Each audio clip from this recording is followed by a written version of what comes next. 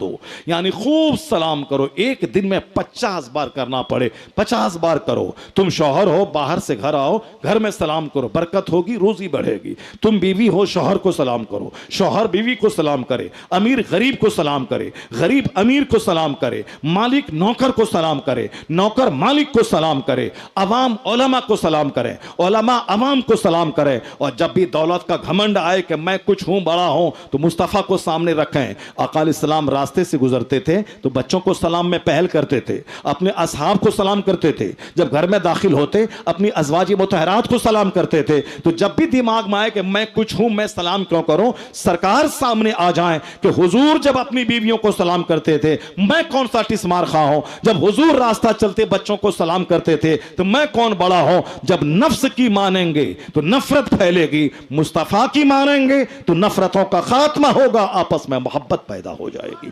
تو آج دولت کا سب سے پہلا برا اثر ہوتا ہے کہ آدمی کے دماغ میں بڑائی اور گھمنڈ کا نشہ چھا جاتا ہے. یہی گھمنڈ جہاں آیا زوال کی علامت شروع ہو جاتی ہے. یہ غرور اس کو تباہ کر دیتا ہے, یہ گھمنڈ اس کو تباہ و برباد کر کے رکھ دیتا ہے. یہ گھمنڈ نشانی ہے اس بات کی کہ اس سماج کو زوال پذیر ہونا ہے, اس بات کی علامت ہے اس سماج کو تباہ و برباد ہونا ہے. دولتیں اچھی چیز نہیں ہوتی ہیں, اگر اللہ تعالی حلال طریقے سے دے دے اور پھر دینداری اس کی بڑھتی رہے تو سمجھ لیں کہ اللہ کی بہت بڑی نعمت ہے. اگر دولت آئی, دینداری گھٹی, سمجھ جائیں یہ عذاب ہے. اگر دولت آئے, دینداری بڑھی, تقوی بڑھا, عبادت بڑھی, سجدہ بڑھا, صدقہ تو خیرات بڑھے, تو سمجھ جائیں اسی دولت کے ذریعے جنت خریدی جا سکتی ہے. دولت اچھی چیز ہے کب؟ جب دولت دینداری کے سائے میں آئے. اور دولت اگر گھمنڈ کو لے کر آئے, دولت اگر غرور کو لے کر کے آئے, تو آپ سمجھ جائیں کہ دولت تباہ و برباد کر دے گی. بغداد میں لوگوں کے پاس دولتوں کے ریل پیل ہو گئی. پھر کیا ہوا؟ مسجدیں ویران ہونے لگی, خانقاہ اجڑنے لگی, لوگوں کے گھر میں گانے بجانے کا ماحول شروع ہو گیا, لوگ شراب پینے لگے, لوگ صاحب عیاشیت میں ڈوب گئے. ایک اللہ کے ولی روکتے رہے کہ دیکھو میں دیکھ رہا ہوں کہ عذاب آ گیا, تمہارے سامنے تیرے بچے ذبح کیے جائیں گے, اس عذاب کے آنے سے پہلے توبہ کر لو. عالم دین خطاب کر کے سمجھاتے تھے. مگر لوگ جب دولت کے نشے میں مغرور ہو جاتے ہیں تو عالموں کی نصیحت کو وہ حقارت کی نگاہ سے دیکھنے لگتے ہیں, بوجھ سمجھنے لگتے ہیں. جیسے آج کل قوالی پسند کی جاتی ہے مگر حدیث قرآن کی بات پسند نہیں کی جاتی ہے. کیوں؟ حدیث قرآن کا پیغام سنا کے لوگوں کو بتایا جاتا ہے کہ نماز پڑھو, روزہ رکھو, حرام سے بچو. یہ کوئی سننا برداشت نہیں کرنا چاہتا ہے کہ میری برائی کی مذمت کی جائے اور مجھ کو اچھا راستہ دکھایا جائے. کون اس زمانے میں چلتا ہے؟ یہ مولانا صاحب وہی بات کو لے کے آئے ہیں. ابھی آپ سنے ہوں گے کہ ایک کامیڈین آیا ہے اسٹیج پر, وہ کامیڈی کر رہا ہے تو خوب اس کی پذیرائی ہو رہی ہے, روزانہ پروگرام چل رہا ہے, روزانہ پیسے کما رہے ہیں اور وہ مست اور مگن ہے کہ صاحب میری کامیڈی کی وجہ سے خوب پروگرام میرا چل رہا ہے. جبکہ اس کو معلوم ہونا چاہیے وہ سال بھر ڈیلی پروگرام کرے گا, اتنا پیسہ نہیں کمائے گا جتنا فلم کا ناچنے والا ایک فلم بنا کر کے پیسہ کما لیتا ہے.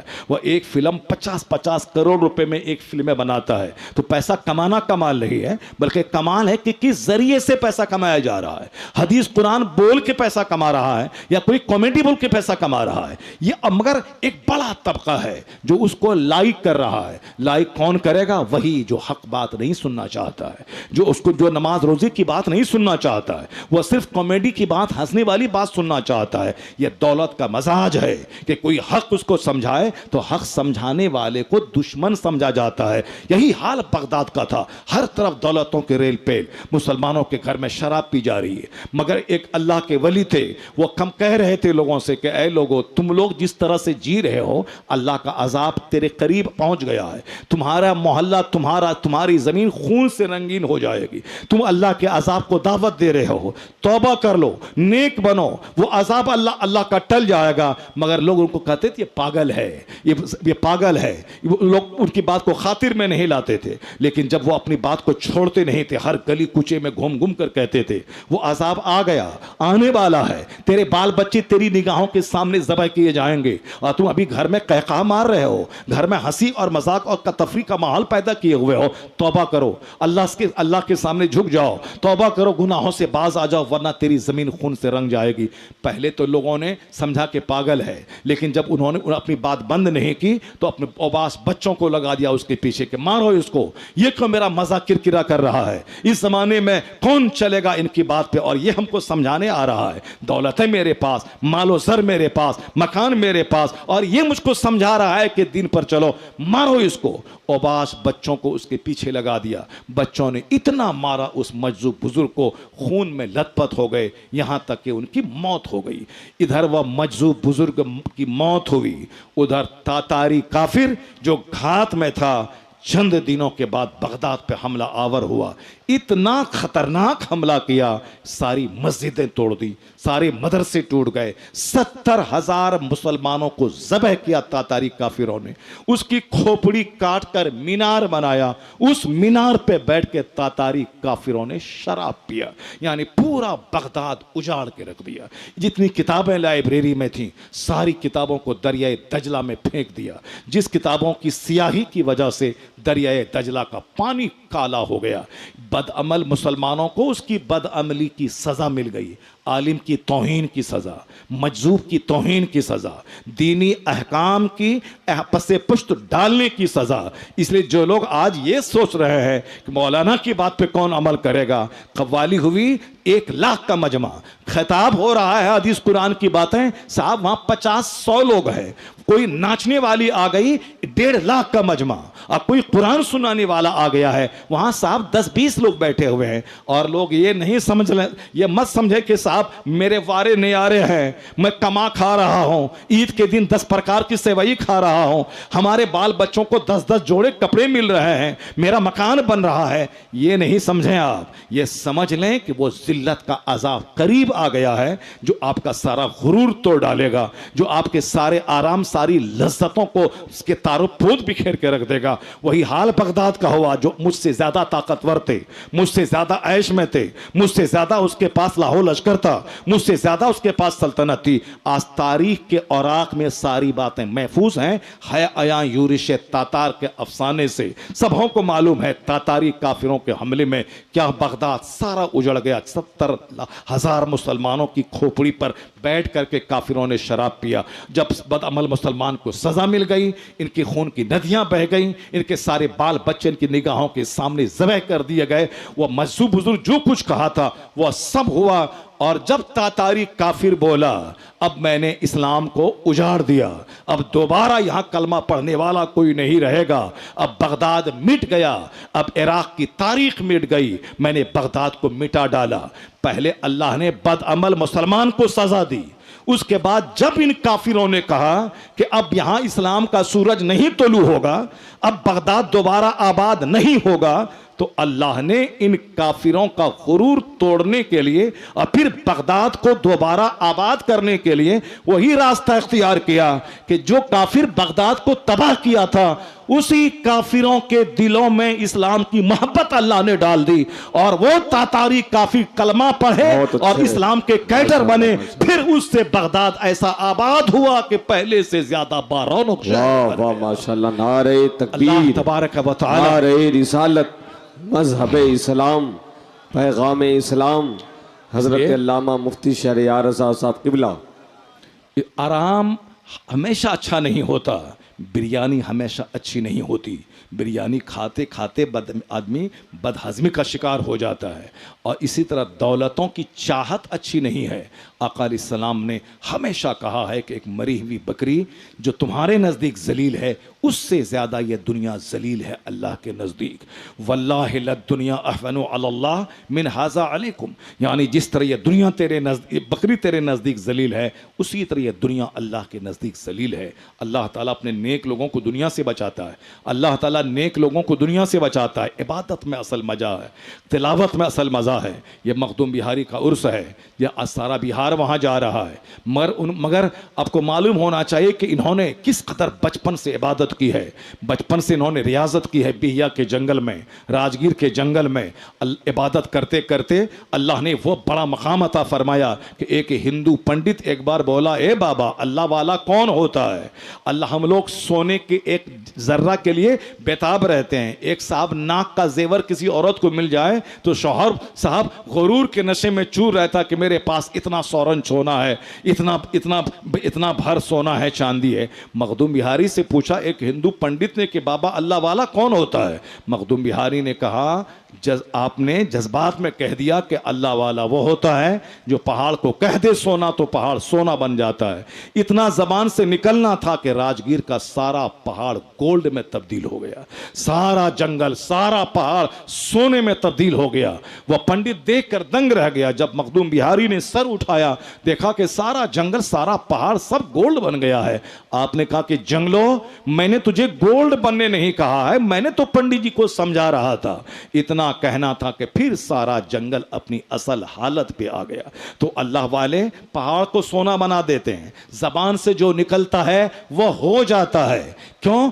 अपने आप को इतना बुलंद कर डालते हैं इबादत से, रियाजत से, तकवा से, परहेजगारी से, भूखे रहकर प्यासा रहकर, अपने जज्बात को कुचलकर, अपनी ख्वाहिशात को कुर्बान करके, अपने दुनियावी तमन्नाओं, दुनियावी चाहतों, दुनियावी अरमान सब को रौंद कर इतना अपने आप को बुलंद कर देते हैं। वह जो चाहते हैं अल्लाह वो कर देता है, वह जो जबान से निकालते हैं अल्लाह उसको पूरी फरमा देता है। इसी को हुजूर कहते हैं लो अक़समा अल्लाह ला अबर्रा। बहुत सारे लोग ऐसे हैं जो तुम दरवाजे से धक्के देके निकाल देते हो, साहब उनके पांव में टूटी चप्पल रहती है, लेकिन वो अगर कसम खा लेते हैं तो अल्लाह उसकी कसमें पूरी कर देता है। वो अगर कहता है कि जंगल में आग लग जाएगी, अल्लाह जंगल में आग लगा देता है। वो अगर कहें कि पहाड़ सोना बन जाए, फौरन पहाड़ सोना बन जाता है। इसी को डॉक्टर इकबाल ने कहा खुदी को कर बुलंद इतना कि हर तकदीर से पहले खुदा बंदे से खुद पूछे बता तेरी रजा क्या है। अल्लाह वालों का हम सिर्फ शक्करपाला खाते हैं, अल्लाह पालों के आस्थाने पे सिर्फ चादरें चढ़ाते हैं, सिर्फ झूमर लगाते हैं, सिर्फ 5 करोड़ की छतें बनाते हैं। जबकि उर्स इसीलिए था ताकि अल्लाह वालों की कब्र पे जा करके अल्लाह वालों की ज़िंदगी से नूर हासिल करें। अल्लाह वाले कैसे जीते थे, अल्लाह वाले कैसे अल्लाह की बंदगी करते थे, और कैसे इतना बड़ा मकाम हुआ उनका कि करोड़ों लोग इनसे प्यार करते हैं।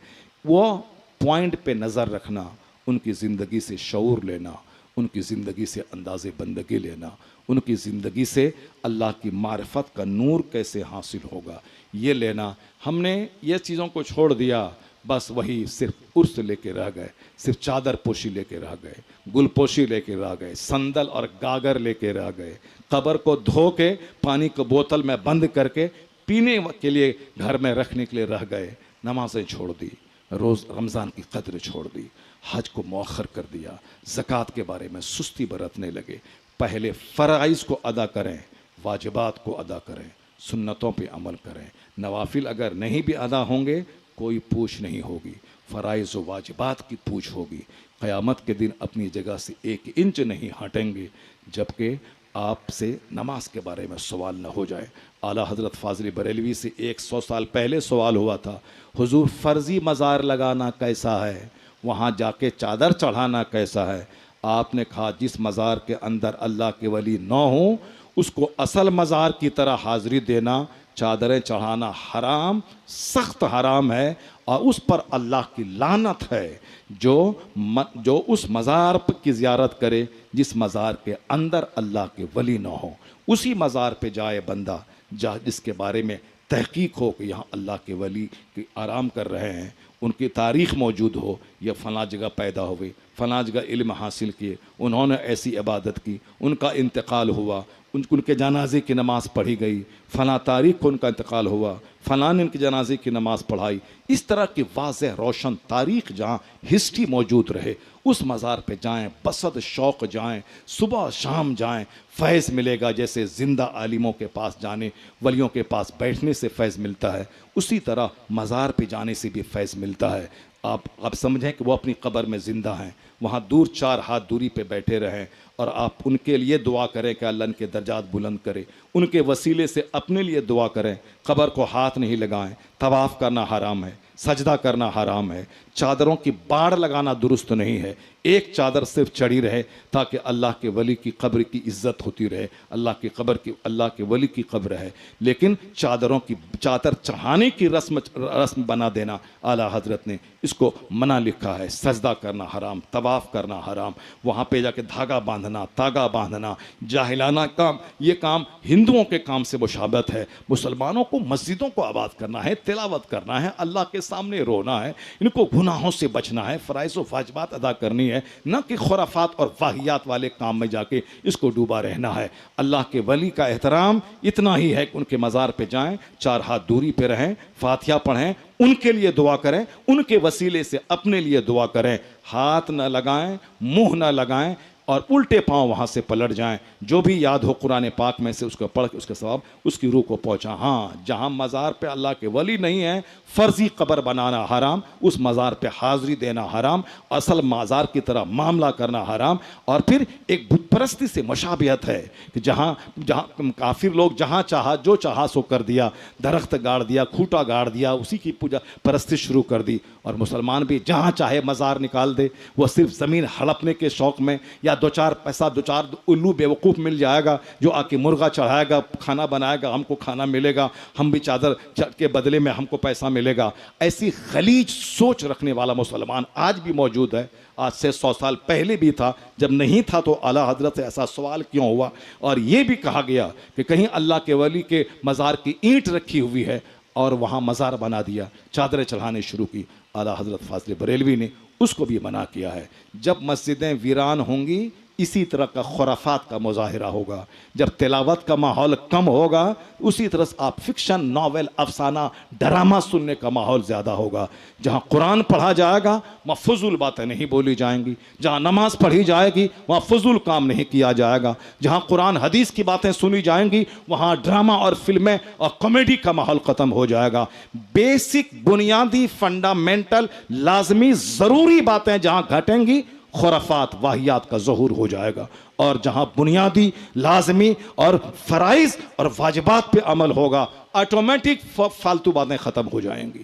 اللہ تبارک و تعالی، خوشیاں ہونی چاہیے، وہ ساری خوشیاں ختم ہو گئی۔ سارے لوگ تناؤ میں جی رہے ہیں، سارے لوگ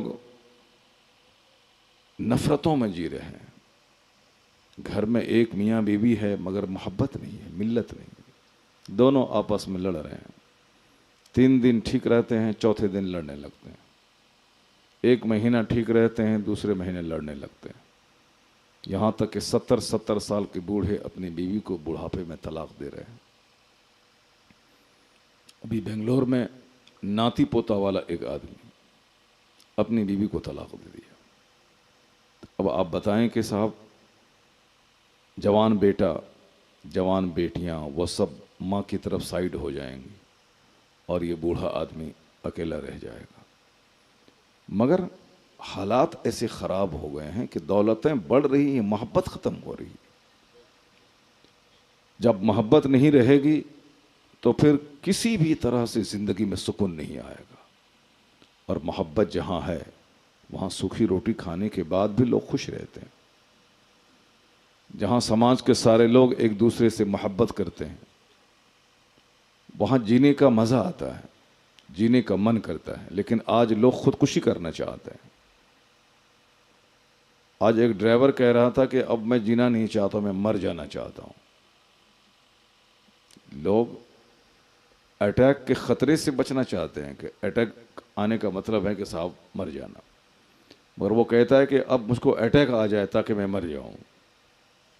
یعنی اس قدر مختصر سی زندگی میں گھبرا چکا ہے آدمی، اس قدر الجھنوں اور ٹینشنوں کو پال رہا ہے۔ اور آپ اگر یہ سوچ رہے ہیں کہ دولتیں کما کے زندگی کا مزہ مل جائے، ایسا نہیں ہوگا۔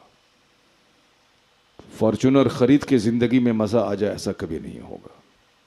زندگی میں مزہ صرف اللہ کی عبادت سے آتا ہے۔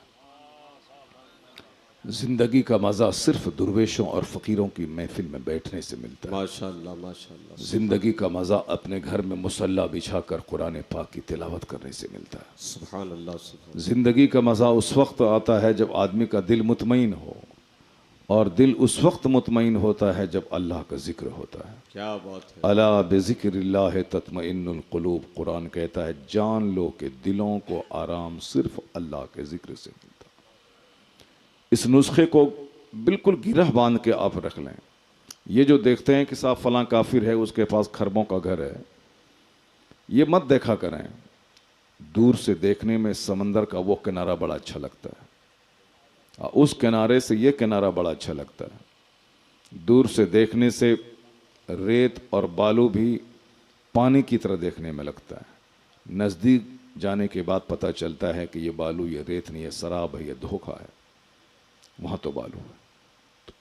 اوپر سے دیکھنے میں اچھا لگتا ہے کہ صاحب یہ فارچونر پہ چل رہے ہیں، یہ اوڈی کار پہ چل رہے ہیں، یہ 2-4-10 کروڑ کی کار پہ چل رہے ہیں. لیکن اندر جھانک کے دیکھیں گے پتہ چلے گا فقیر سے بدتر ہے اس کی زندگی. اس کی زندگی میں کوئی سکون اور شانتی نہیں ہے. اس لیے جو لوگ یہ چاہتے ہیں کہ نماز روزے سے ہٹ کے زندگی میں سکون حاصل کر لیں، دولتوں کا انبار جمع کر کے زندگی میں سکون حاصل کرنے نہیں ملے گا.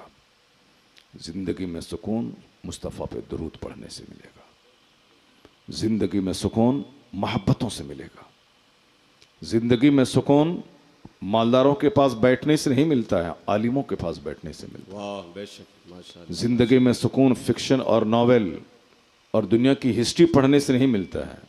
سکون قرآن اور احادیث اور بزرگان دین کی سیرتوں کا مطالعہ کرنے سے ملتا ہے. بہت اچھے ماشاء اللہ ماشاء اللہ. اس لیے کثرت سے درود پاک کو اپنی زندگی کا حصہ بنا لیں، تب نمک روٹی کھائیں گے، بادشاہوں جیسی زندگی بسر کریں گے. بے شک بے شک. وہ کون ہے جو بادشاہ کو فقیر بنا دیتا ہے؟ وہ کون ہے جو فقیر کو بادشاہ بنا دیتا ہے؟ وہ کون ہے جو بے اقتدار کو اقتدار دے دیتا ہے اور صاحب اقتدار سے اقتدار چھین کر اسے گلی کا فقیر بنا دیتا ہے؟ کیا بات ہے. وہ کون ہے؟ قل اللہم مالک الملک تؤتی الملک من تشاء وتنزع الملک ممن تشاء وتعز من تشاء وتذل من تشاء بیدک الخیر انک علی کل شیء قدیر. سبحان اللہ ماشاء اللہ. سارے بادشاہوں کا بادشاہ ہے وہ خدا. جسے چاہتا ہے حکومت دیتا ہے اور جس سے چاہتا ہے چھین لیتا ہے. کیا بات. ہماری نظر اسباب پہ رہتی ہے، ہماری نظر ریسورسز پہ رہتی ہے، ہماری نظر ذرائع پہ رہتی ہے. صاحب ایسا کیا تو ایسا ہو گیا، ایسا کیا تو ویسا ہو گیا. ہم اپنے باپ کو ایم سے لے جاتے تو میرا باپ بچ جاتا.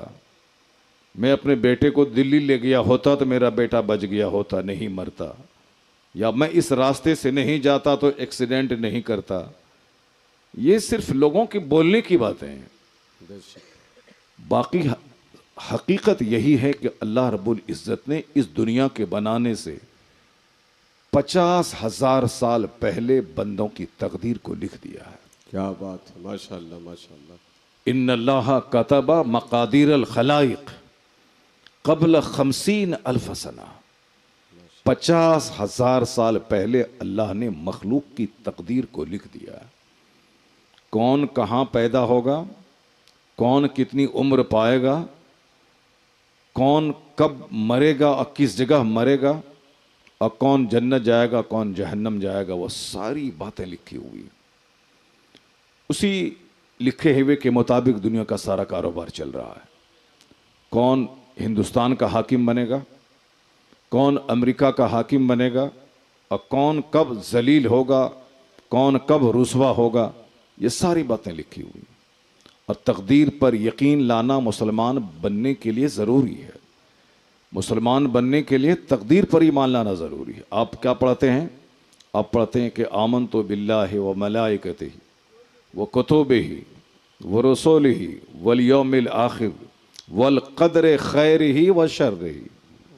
والقدر یعنی تقدیر پر ایمان لانا. ایمان لانا کہ اللہ ایک ہے. ایمان یہ لانا کہ اللہ کے سارے رسول برحق ہیں، اور دل سے یقین کرنا کہ اللہ کی ساری کتابیں حق ہیں، اللہ کے سارے فرشتے حق ہیں، اور دل سے وشواس کرنا کہ تقدیر حق ہے. جو کچھ اللہ نے لکھ دیا وہ حق ہے، وہ ہو کے رہے گا.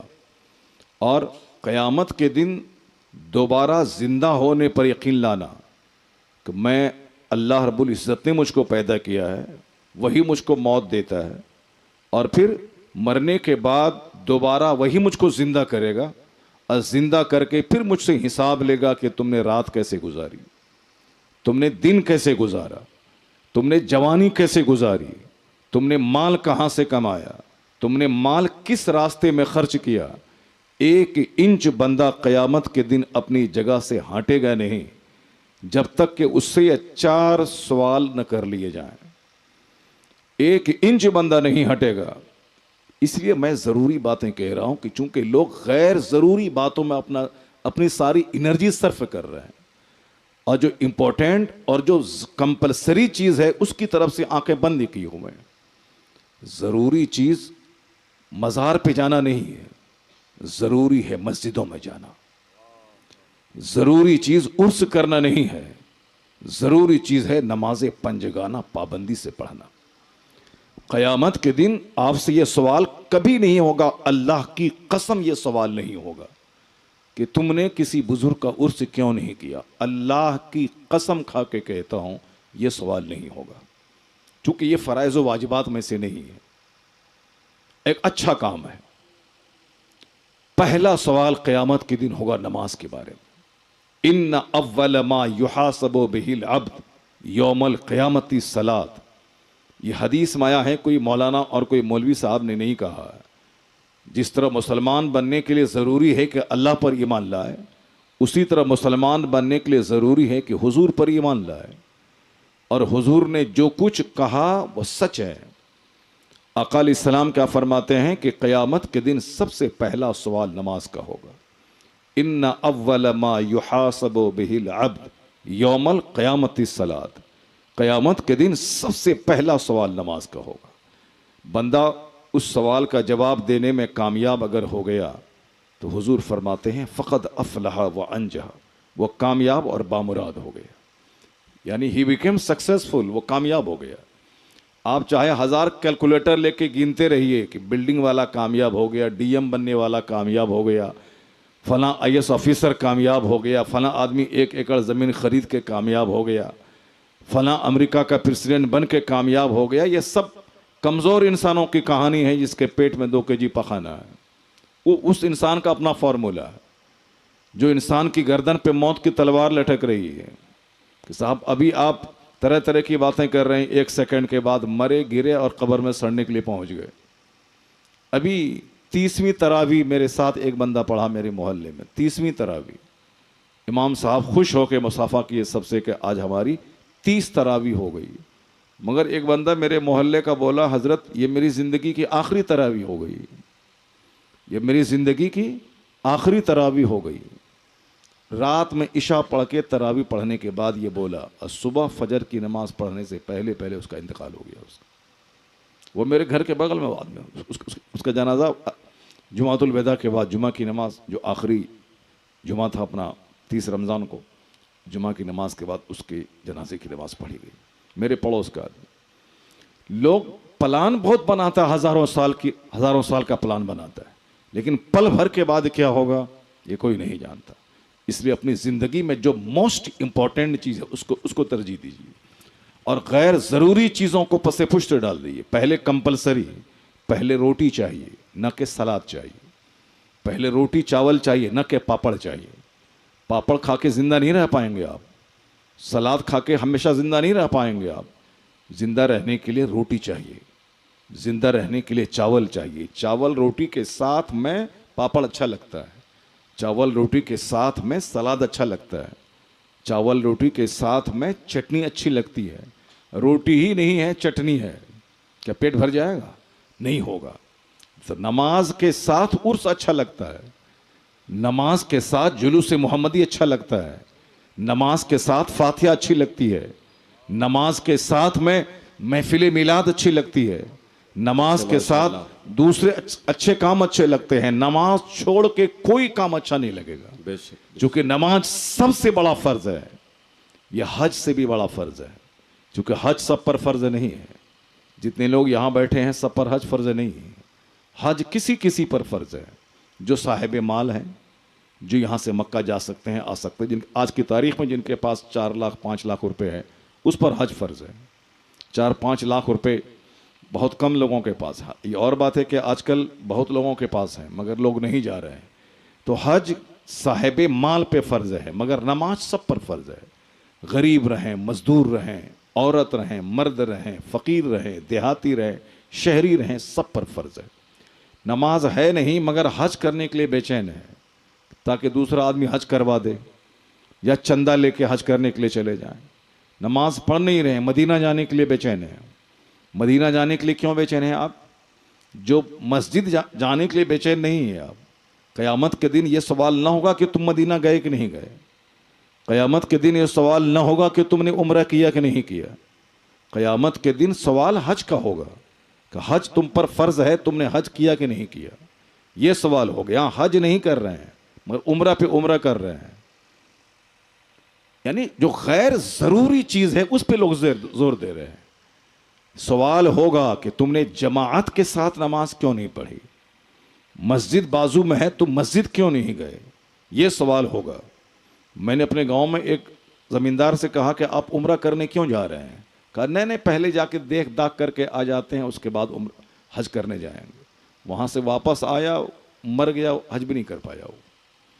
اور پھر دیکھ داکھ کے ہم لوگ کتنی بار مدینہ گئے ہیں اللہ جانتا ہے, لیکن ہر بار جانے کے بعد ایسا لگتا ہے جیسے پہلی بار جا رہا ہوں. ایک ہیبت ہے کعبہ کی, ایک ہیبت ہے مسجد حرام کی. ایسا نہیں کہ وہاں جانے کے بعد دیکھ داکھ کے آئیں گے پھر کام آسان ہو جائے گا.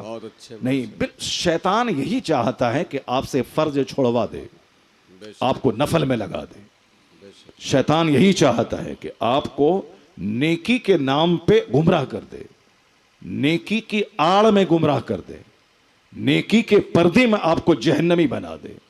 اور یہی ہے کہ بندہ فرض ادا نہیں کرے گا اور نفل کے پیچھے پاگل رہے گا. یہ نفل معلق لٹکا ہوا رہتا ہے جب تک بندہ فرض نہ ادا کرے.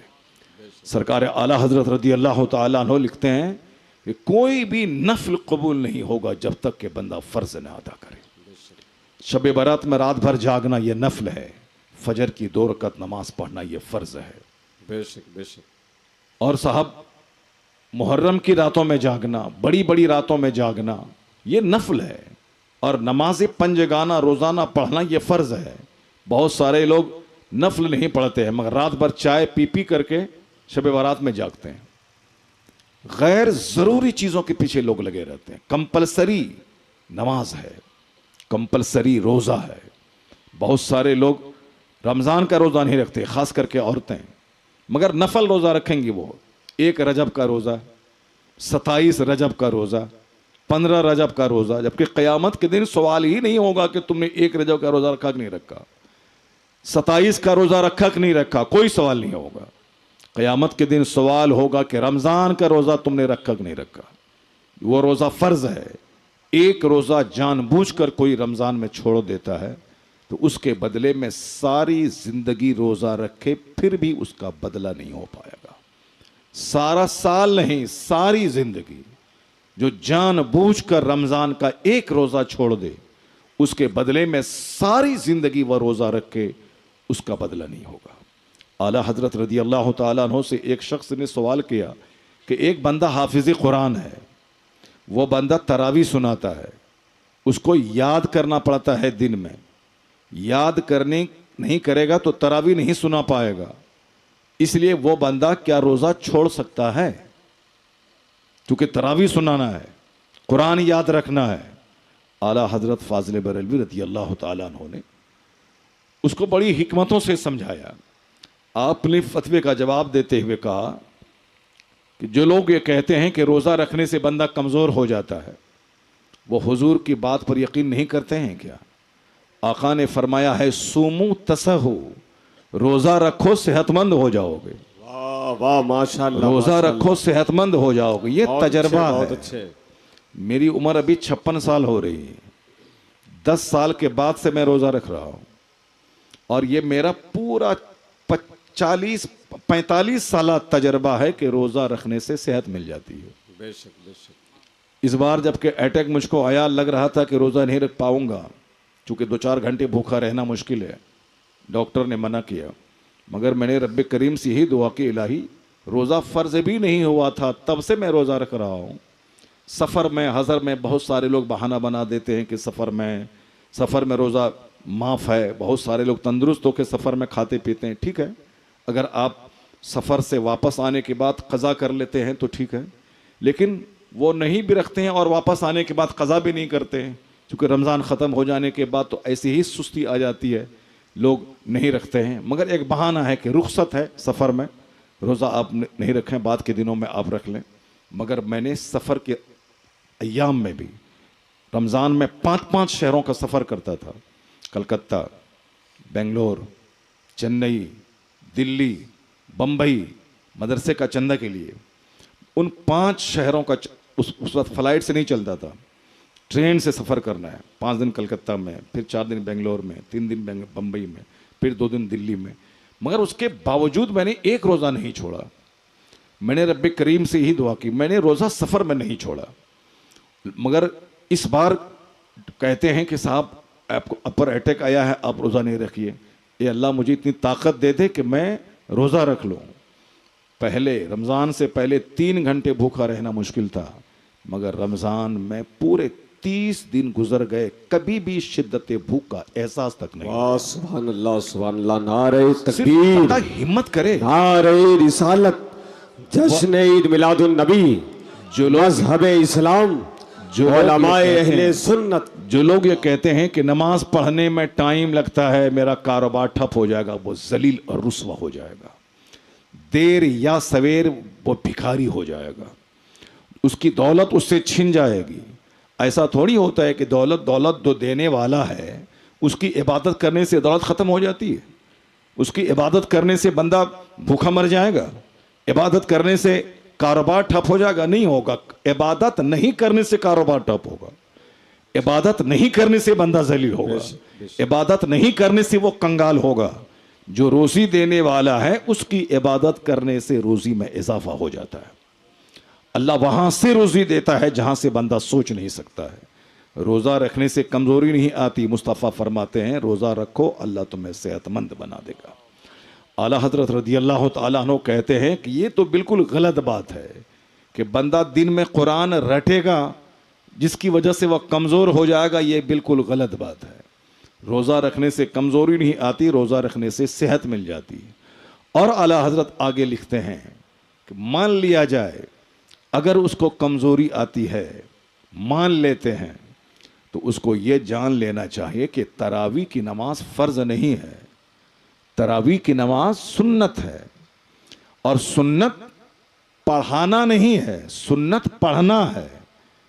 تو اپنی نماز بندہ سنت موقدہ جو تراویح ہے وہ پورا قرآن نہیں ختم کرے, وہ سورہ تراویح پڑھ لے.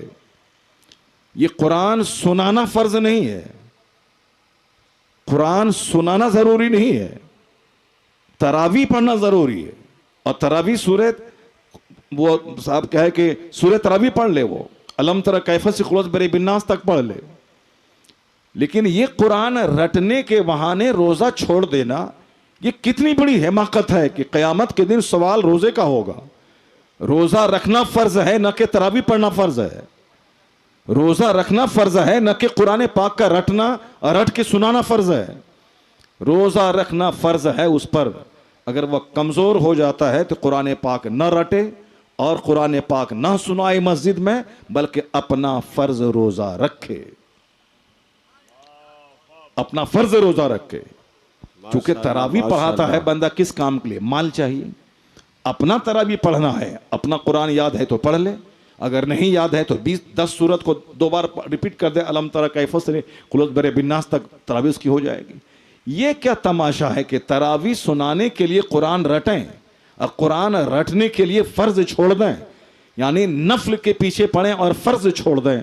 اعلیٰ حضرت فاضل بریلوی نے کہا کوئی نفل قبول نہیں ہوتا ہے جب تک کہ بندہ فرض نہ ادا کرے. ماشاءاللہ ماشاءاللہ. یہ ہے نیکی کی آڑ میں بندے کو تباہ و برباد کرنا, نیکی کی آڑ میں بندے کو گمراہ کرنا. اس لیے ایک عالم ربانی ہی شیطان کی چال کو محسوس کر کے اس کی کاٹ کر سکتا ہے. عالموں کی صحبت میں رہنے سے یہی فائدہ ہوتا ہے کہ شیطان کے تمام حربے کو ناکام بنا دیا جائے. शैतान की सारी साजिशों को नाकाम बना दिया जाए। एक दिन ईद की नमाज पढ़ने के लिए बंदा किस कदर जुल्म और सितम करता है कि चांद नहीं निकला तो भी जबरदस्ती चांद निकलवा दिया जाए कि साहब वहां हो गया, वहां हो गया, वहां हो गया। आजकल तो ये तो उलमा अहले सुन्नत का इंपॉर्टेंट रोल है, वरना हम लोग बचपन में देखते थे इस गांव में ईद की नमाज हुई, उस गांव में नहीं होगी, उस गांव में हुई, उस गांव में नहीं हुई। कभी कभी तो 2 दिन पहले ही इमारत शरिया वाला वो देवबंदी का इदारा वो पानी ले करके मोहल्ले में घूम घूम करके रोज़ा तोड़वाते थे कि आज ईद का दिन है, आज रोज़ा रखना हराम है और ये पानी पी लो, रोज़ा तोड़ दो। वो दिन भी हमने देखा है, वो सारे दिन मैंने देखा। इस कदर अत्याचार, यानी हर बार ईद का चांद 29 को ही निकाल देना है और कभी कभी सऊदी अरब का नाम लेकर के 28 को ही निकाल देना है। मगर उलमाए बरेली ने बड़ी सख्ती के साथ डट के उसका इस फितने का मुकाबला किया और फिर दिल्ली के इमाम साहब बुखारी इमाम साहब ने भी ऐलान कर दिया कि चांद हो गया, अब सारे लोग रख रहे हैं। मगर उलमाए बरेली ने किसी की बात नहीं मानी, कहा हदीस में ये आया है, उस पर ये अमल करना होगा। उसका ये हाल हुआ कि आज पूरे हिंदुस्तान में कई सालों से एक दिन ईद होती है और जब तक देखा नहीं जाए चांद और शरीर शहादत नहीं मिल जाए उस वक़्त तक ईद नहीं मनाई जाती है। एहसान आला हज़रत फाजिल बरेलवी का है, ये एहसान मसले के आला हज़रत के मानने वाले उलमाए कराम का है। इन्होंने सख्ती से मुखालफत की, उनकी फजूलियात की और शरीयत पर अमल करने का रुझान और मजाज पैदा किया। मैं कहना चाहता हूँ कि रमज़ान का रोज़ा रखने वाला जो आदमी रखेगा, रमज़ान की कदर करेगा, वो कभी नहीं चाहेगा कि एक रोज़ा को ज़बरदस्ती छोड़ दिया जाए और एक रोज़ा को छोड़ने की वजह से रमज़ान के पूरे महीने के रोज़े को बर्बाद कर दिया जाए। वो कभी नहीं चाहेगा कि आज चांद नहीं हुआ और ज़बरदस्ती चांद निकलवाने की हिमायत करके अब पूरे महीने जो मैंने मेहनत की सारी मेहनतों पे पानी फेर दिया जाए। ये कभी कोई एक रोज़ेदार नहीं चाहेगा। तो ईद की नमाज कोई नहीं पढ़ेगा उतना बड़ा मुजरिम नहीं ठहरेगा, क्योंकि ईद की नमाज वाजिब है। सफ़र जो मुसाफिर है उस पर ईद की नमाज वाजिब नहीं है, उसके लिए माफ़ है। जो सफ़र में है उस पर जुमा की नमाज फ़र्ज नहीं है, जो सफ़र में है उस पर कुर्बानी वाजिब नहीं है। जैसे कोई मुसाफिर आदमी गांव में है तो यहाँ उस पर साहिब निसाब है तो कुर्बानी वाजिब है, लेकिन अगर वो सफ़र में दिल्ली चला गया, अजमेर चला गया, बगदाद चला गया, उस पर कुर्बानी वाजिब नहीं है। मुसाफिर पर कुर्बानी वाजिब नहीं है, मुसाफिर पर ईद और बकरीद की नमाज वाजिब नहीं है। तो जो नमाज वाजिब है उस नमाज के लिए और भी मसले हैं। जो बिल्कुल सख्त देहात में रहता है उस पर ईद बकरीद की नमाज वाजिब नहीं है। जो वाजिब है फर्ज नहीं है, जो नहीं पढ़ेगा तो उतना बड़ा गुनहगार नहीं होगा, उसके लिए लड़ाई है, उसके लिए झगड़ा है, उसके लिए आलिमों से लड़ना है। जबकि आलिम नाइब रसूल होते हैं।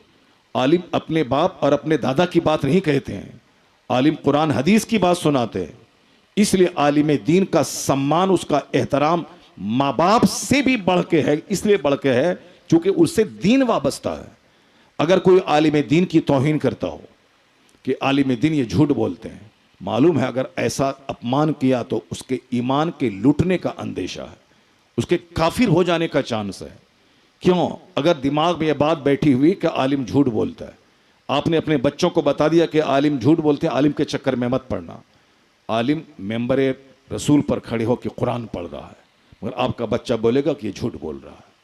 ये कुरान बोलेगा और आप कहेंगे झूठ बोल रहा है। ये हुजूर की हदीस पढ़ेगा और आप सोचेंगे कि ये झूठ बोल रहा है, तो हुजूर की हदीस झुठलाने का वबाल, ईमान खतरे में।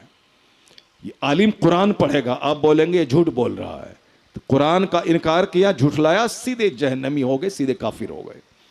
इसलिए अगर नेता के बारे में दिमाग में ये बात बैठी हुई कि नेता झूठ बोलता है तो आप काफिर नहीं होंगे। नेता भले ही सच बोले कि मैं सड़क बना दूंगा, लेकिन आप कह रहे हैं कि झूठ बोलता है, तो इससे आपका ईमान नहीं डगमगाएगा। लेकिन अगर आलिम दीन के बारे में अगर दिमाग में यह बात बैठ गई कि झूठ बोलते हैं और ये आलिम कुरान पढ़ रहे होंगे और आप कहते होंगे कि झूठ बोल रहा है, सीधे ईमान ख़त्म हो जाएगा। आलिम रब्बानी नाइब रसूल होते हैं, नाइब पैगंबर होते हैं, इनका एहतराम ज़रूरी है। और जो नाइब पैगंबर हैं उसको भी नाइब पैगंबर बन के रहना चाहिए, उसको भी बताना चाहिए समाज को कि मैं नाइब पैगंबर हूँ। मुसीबतों पे सब्र करे, لوگ اسے دین کی تبلیغ کی راہوں میں گالیاں دیں، سرکار کی سنت کو دماغ کے سامنے رکھ کر صبر کرنا چاہیے۔ آقا علیہ السلام کی سادگی، سرکار دو جہاں علیہ السلام کا امت کو دین کی تبلیغ کرنے کی جو فکر 24 گھنٹے رہتی تھی، وہ فکر بھی دماغ میں رہنی چاہیے۔ امام بحیثیت ملازم نہیں رہنا چاہیے کہ میری سروس اور میری نوکری ہے۔ نائب رسول امامت کرے مگر وہ مبلغ دین بن کی حیثیت سے کرے کہ ہم اسلام کے مبلغ ہیں۔ ایسا نہیں کہ 10 نمازی بنا تو فتنہ پیدا ہو جائے گا، اور جب تک 2 نمازی ہیں تب تک ہی امن اور سلامتی کے ساتھ ہیں۔ رمضان کے دن میں نمازی بڑھ جاتے ہیں، فتنہ بڑھ جاتا ہے، اس لیے نمازی نہیں بڑھیں، یہی 2 جمن رہے ٹھیک ہے۔ یہ سوچ گھٹیا قسم کی سوچ ہے۔ یہ سوچ اس کی ہے جو امامت کو بحیثیت نوکری دیکھتا ہے، تاکہ 2 ہی آدمی رہے تاکہ میری نوکری بچی ہوئی رہے، اور ورنہ 10 نمازی بنیں گے، 10 طرح کی بات بنیں گے، میرا رہنا مشکل ہو جائے گا۔ نہیں، جب آپ نائب پیغمبر ہیں تو آپ کے دل اور دماغ میں بھی وہی سوچ ہونی چاہیے جو ایک نائب رسول کی ہوتی ہے، تاکہ لوگ آپ کو دیکھ کر دین سیکھیں۔ آپ کی بات، آپ کا کیریکٹر، آپ کا کردار، آپ کا رہن سہن سب کچھ دیکھیں۔ بزرگان دین کو لوگوں نے گالیاں دی، لوگوں نے گھر سے باہر نکال دیا، اس طرح کی مصیبتیں آج تک ہماری زندگی میں نہیں آئی ہیں۔ ہم لوگ تو فاتحہ پڑھتے ہیں تو وہاں سے نذرانے ملتے ہیں، ہم لوگ خطاب کرتے ہیں نذرانے ملتے ہیں، ہم لوگ نماز پڑھاتے ہیں نذرانے ملتے ہیں، ہم لوگ دوسروں کو کوئی حج کی ٹریننگ دیتے ہیں نذرانے ملتے ہیں۔ وہاں لوگوں کو حق سمجھاتے تھے، گردنیں کٹ جاتی تھی، لوگوں کو حق بتاتے تھے، جھوٹ سے روکتے تھے، وہاں ان کو مارا جاتا تھا، لوگوں کو حرام کام سے روکتے تھے، لوگ ان کو گالیاں دیتے تھے، کہتے تھے شراب مت پیو، لوگ ان کو مارنے دوڑتے تھے۔ وہ بڑے بڑے بزرگ جنہوں نے خواب میں اللہ کا دیدار کیا، جلال الدین سیوطی رضی اللہ تعالیٰ، ان کو بہت سارے لوگوں نے پکڑ کر کے پانی کے گٹر میں ڈال دیا۔ وہ جن کی تفسیر آج پوری دنیا میں پڑھی جا رہی ہے، جن کی جو صاحب تصانیف کثیرہ ہیں، جنہوں نے بے شمار کتابیں لکھی ہیں، اتنا بڑا رائٹر اسلامک ہسٹری کا، لوگوں نے ان کے ساتھ یہ سلوک کیا کہ ان کو گٹر میں ڈال دیا۔ امام غزالی جیسا آدمی جو بہت بڑے صوفی، بہت بڑے زبردست محقق، بہت بڑے محقق اور مدقق، جس کا کوئی جواب نہیں ہے دنیا میں، امام غزالی کی کتابیں آپ اٹھا کے دیکھیں، اور آج بھی ایسا محسوس ہوتا ہے جس کتابوں کے مطالعے کے وجہ سینے کا زنگ صاف ہو رہا ہو، جیسے کہ دماغ کی ساری گرہیں کھل رہی ہوں۔ آپ ان کی کتابیں پڑھ کے دیکھیں، احیاء العلوم شریف جو ماسٹر پیس ہے، جو ان کی شاہکار تصنیف ہے احیاء العلوم، عربی زبان کی کتاب پوری دنیا میں پڑھی جاتی ہے، مگر معلوم ہے اسی احیاء العلوم شریف کو لوگوں نے آگ لگا دی، اس میں امام غزالی پر کفر کے فتوے لوگوں نے لگا دیے۔ اس احیاء العلوم جو ماسٹر پیس، جو ان کی سینکڑوں کتابوں میں سب سے شاہکار کتاب ہے، سب سے زبردست کتاب، اس کتاب کو لوگوں نے اس میں آگ لگا دی اور امام غزالی پر کفر کے فتوے لگا دیے۔ اس کا مطلب یہ رہا کہ جو جتنا زیادہ دین کی خدمت کرتا ہے اس کو اتنی ہی تکلیفیں سہنی پڑتی ہیں، تکلیفیں اٹھانی پڑتی ہیں۔ امام حسین رضی اللہ تعالیٰ عنہ کو دیکھ لیں، ان سے بڑا کون ہو سکتا ہے؟ رسول پاک کا چہیتا نواسا، جن کو آقا علیہ السلام نے جن کی پیشانی کو بوسا دیا ہو، جن کے لعاب دہن کو، جن کو آپ سرکار دو جہان جس کے ہونٹ کو چوسا ہو، جس کو اپنے کاندھے پہ بٹھایا ہو، جس کی بے پناہ محبتیں مصطفیٰ کی جن کے ساتھ رہی ہیں، لیکن دیکھ سب سے خطرناک ڈھنگ سے انہی کو تکلیف پہنچا کے کلمہ پڑھنے والوں نے یہاں تک کہ بھوکا پیاسا رہ کے ان کی گردن کاٹ دی۔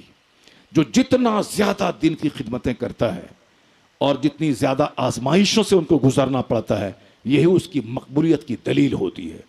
اس لیے نائب پیغمبر کا سمان آپ کو کرنا ہے کہ یہ میرے عالم ہیں، یہ میرے امام ہیں، یہ میرے مدرسے کے مدرس ہیں، یہ میرے مکتب کے منشی ہیں، یہ ہمارے مذہبی رہنما ہیں۔ صاف لفظ میں آپ کو اسی حیثیت سے ان کی خدمت کرنی ہے کہ میرے نبی کی بات بتانے آئے، یہ میرے نبی کی بات سمجھانے آئے، یہ ہمیں قرآن حدیث بتاتے ہیں، فزکس کیمسٹری پڑھانے والا 2 روپیہ کمانے کا طریقہ سکھاتے ہیں، اور یہ ہمارے دینی رہنما قرآن حدیث بتا کر ہمیں جنت کا راستہ دکھاتے ہیں۔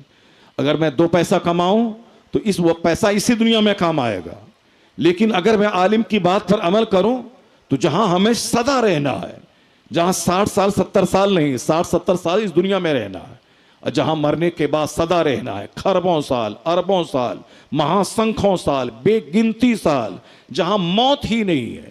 موت اس دنیا میں ہے، 80 90 100 سال کے بعد مرنا ہی مرنا ہے، مگر مرنے کے بعد جو زندگی ہے وہاں موت ہی نہیں ہے، وہاں سدا رہ رہا ہے، وہاں موت کو ہی ذبح کر دی جائے گی. اب جہنمی جہنم میں سدا جلتا رہے، جنتی جنت میں ہمیشہ رہے. اب وہاں پہ کوئی دوسری زندگی نہیں، وہی زندگی ہے. اب اس زندگی میں وہ زندگی جو خربوں سال کی، مہاسنکھوں سال کی ہے، اصل میں آرام وہاں کا، اصل میں راحت وہاں کی، اصل میں تکلیف وہاں کی. اس لیے مومن ہونے کے ناطے اگر آخرت کے دن پہ بندہ ایمان لاتا ہے تو اس دنیا میں اس کا جینا آسان ہو جائے گا.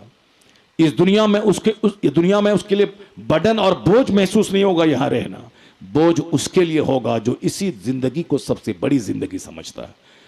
دنیا میں جینا ٹف اس کے لیے ہے جو اسی کی راحت کو سب ساری راحتیں سمجھتا ہے، جو اس دنیا کی تکلیف سے گھبرا جاتا ہے اور اسی تکلیف سے بچنے کے لیے وہ فرائض و واجبات کو ترک کر دیتا ہے. اس دنیا کا آرام حاصل کرنے کے لیے وہ حرام و حلال کی تمیز کھو بیٹھتا ہے، اس کے لیے زندگی بوجھ بن جاتی ہے. وہی اس دنیا کی تکلیفوں سے جھنجھلا کے زہر کھا لیتا ہے، وہی اس دنیا کی تکلیفوں سے جھنجھلا کے اپنے بال بچوں سمیت آگ میں کود جاتا ہے. آئے دن اخبارات میں اس طرح کی خبریں آتی ہیں کہ فلاں صاحب اپنے 4 بچوں سمیت کنواں میں کود گئے، فلاں صاحب اپنے بدن میں آگ لگا لی اور اپنی بیوی اور اپنے 2 بچوں کے بدن میں بھی آگ لگا دیا، فلاں صاحب وہ پھانسی کے پھندے پہ لٹک گئے، لٹکنے سے پہلے اپنے 4 بچوں کو چھری سے ذبح کر دیا. یہ آئے دن اخبارات میں اس طرح کی خبریں آتی. کیوں صاحب؟ وہ اپنے بال بچوں کو تکلیف سے بچانے کے لیے اس کو ذبح کر دیا تاکہ یہ بال بچے کل مخروز نہ بن جائیں، یہ بال بچے رشتہ داروں پہ ڈیپینڈ نہ ہو جائیں، یہ ہمارے بال بچے دوسروں کے محتاج نہ ہو جائیں. اس لیے چلو میں تو مر ہی رہا ہوں، اپنے دونوں بچوں کو ذبح کر دیتا ہوں تاکہ میرے بچے بھیک نہیں مانگے. یہ سارا کام وہ کرتا ہے جس کو اللہ پر یقین نہیں ہوتا، جس کو آخرت کے دن پہ مرنے کے بعد کی دنیا پہ یقین نہیں ہوتا. لیکن مسلمان طرح طرح کا کشٹ اٹھاتا ہے، پریشانی اٹھاتا ہے، کھانے کی تکلیف، پینے کی تکلیف، گھر بار کی تکلیف، علاج کی تکلیف، مگر وہ کبھی زہر نہیں کھاتا، مگر وہ کبھی بھی اپنے بال بچوں سمیت خودکشی کی دنیا میں قدم نہیں رکھتا، کیوں وہ جانتا ہے کہ دنیا کی تکلیف عارضی ہے. دنیا کی تکلیف، ساری تکلیفیں فانی ہیں. یہاں کا آرام بھی عارضی ہے، یہاں کی تکلیف بھی عارضی ہے، یہاں کا آرام بھی عارضی ہے. جب میں نے خوب کمایا بمبئی میں اور صاحب 50 گھر بنایا 50 کمرے کا، لیکن 60-70 سال کے بعد مرنے کے بعد سارا گھر چھوڑ کر کے قبرستان میں چلے گئے، اسی مٹی میں جا کے مل گئے. جس مٹی میں ایک فقیر مل گیا، جس مٹی میں گلی کوچے میں بھیک مانگنے والا بھیکاری بھی مر کے جس قبرستان میں پہنچا، اسی قبرستان میں 50 بنگلہ بنانے والا بھی پہنچ گیا. جس کے پاس ایک دھور زمین نہیں تھی وہ بھی مرا، اسی قبرستان میں گیا. اور جو 1000 ایکڑ کا زمین جوتنے والا تھا وہ زمیندار بھی اسی قبرستان میں 2 گز زمین میں چلا گیا. بندہ اس پوائنٹ پہ جب نظر رکھے تو اس کا جینا آسان ہو جائے گا.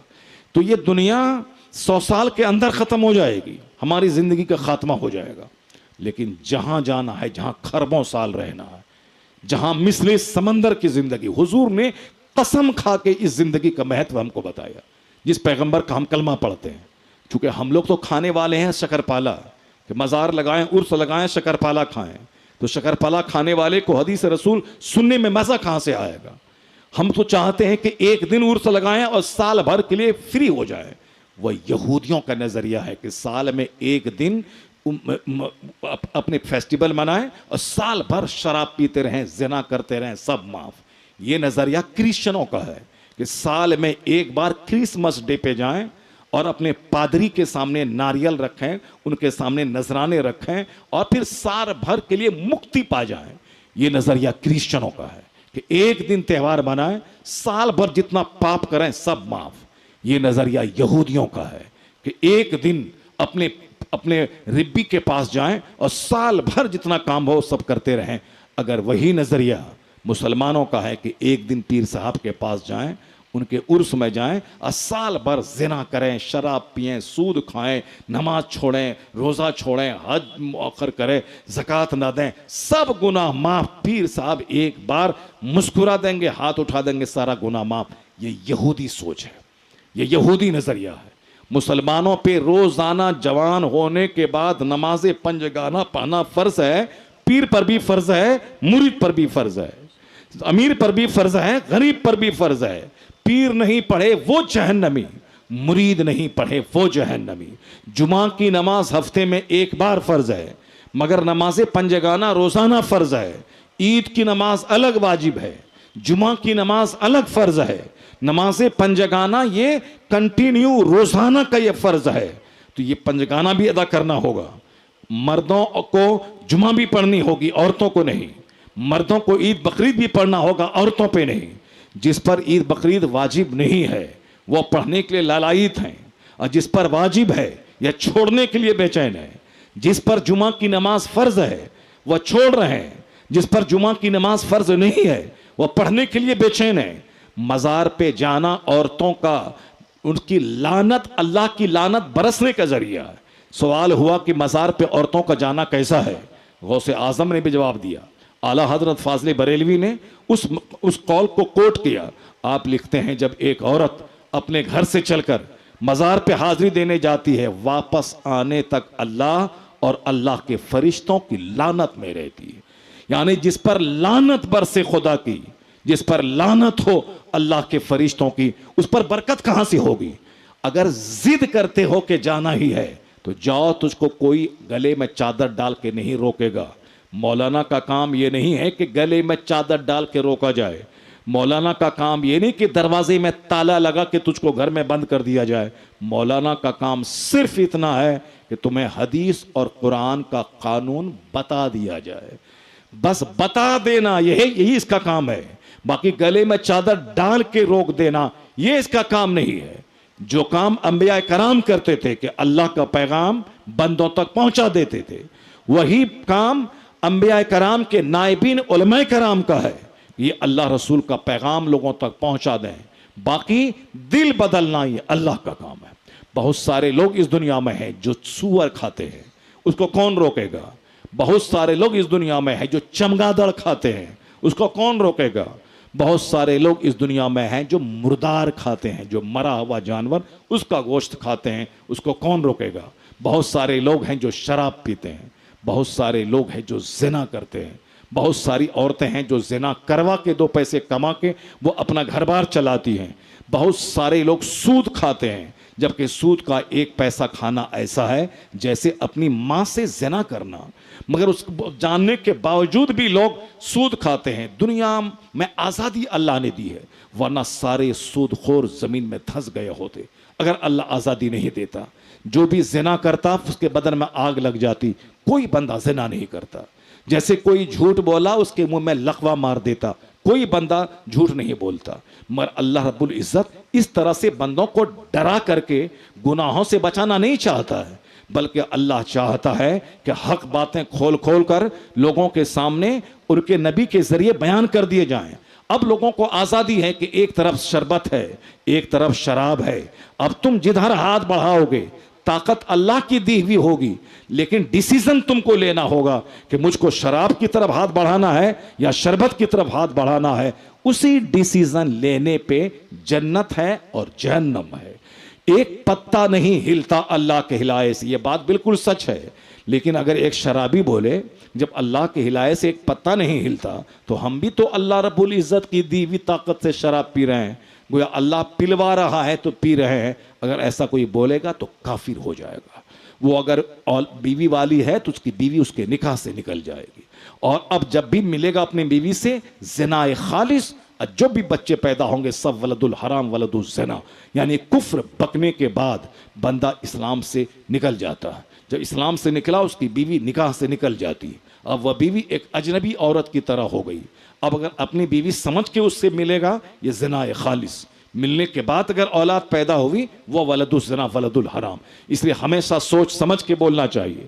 نفرتوں میں, عداوتوں میں, قدورتوں میں, گاؤں گھر کے جھگڑے میں یا مولانا کی دشمنی میں کفر نہیں بک دے کہ آدمی کافر بھی ہو جائے, اس کی بیوی بھی اس کے نکاح سے نکل جائے, اس کے سارے بچے ولد الحرام پیدا ہونے لگیں, یعنی اس کی دنیا اور آخرت دونوں تباہ ہو جائے. اخیر زمانے میں چونکہ سوچنے سمجھنے کی صلاحیت کم ہو جائے گی, لڑائی جھگڑے کا ماحول زیادہ ہو جائے گا.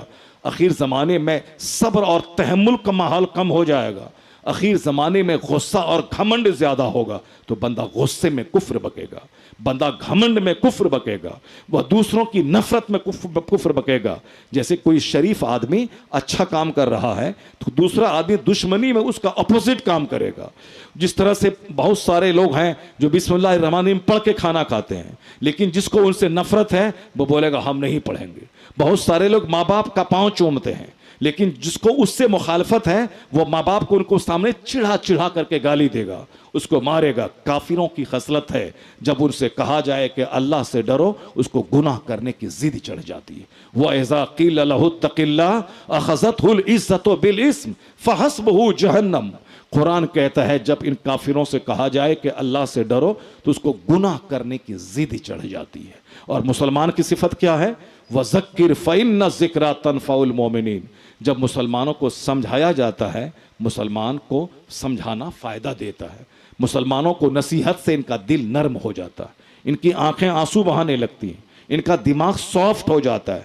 یہ اگر گناہوں میں لت پت تھا تو وہ لت پت رہنا اس کو اپنے پریسٹیج کا ایشو نہیں بناتا ہے، وہ فوری وہاں سے کم بیک، فوراً یو ٹرن لیتا ہے، وہ فوراً توبہ کر کے اس گناہوں سے باز آ جاتا ہے۔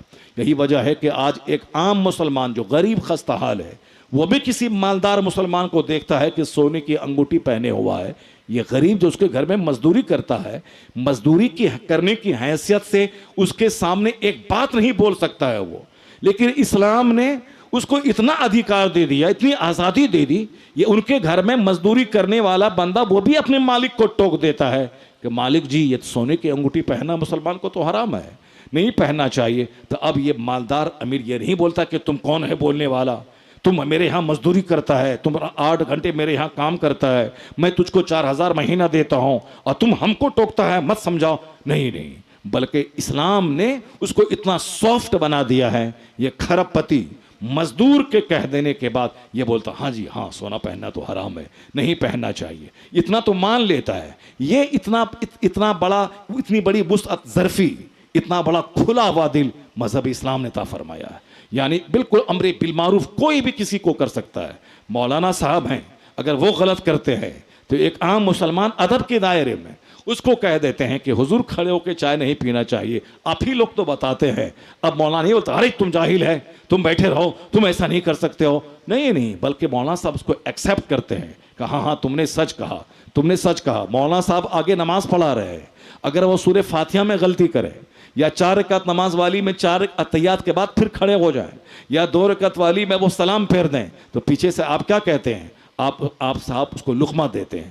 اگر وہ قرآن شریف پڑھتے ہوئے بھول جائیں تو پیچھے کا جو ایک معمولی مسلمان ہے جس کو وہ صورت یاد ہے وہ اس کو لقمہ دیتے ہیں، امام صاحب اس کے لقمہ کو قبول کرتے ہیں، وہ اپنی غلطی کا ایکسیپٹ کرتے ہیں، اس کے لقمہ کو لیتے ہیں۔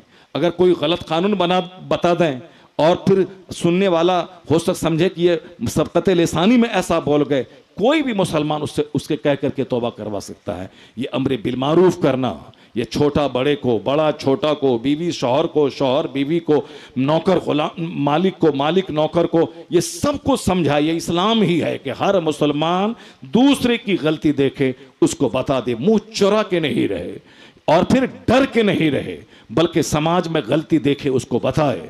ماننا نہیں ماننا اور بات ہے، مگر اس کو بتائے۔ لیکن آج منہ چور لوگ زیادہ ہو گئے، منافق زیادہ ہو گئے، پیچھے کچھ بولتے ہیں، سامنے کچھ بولتے ہیں۔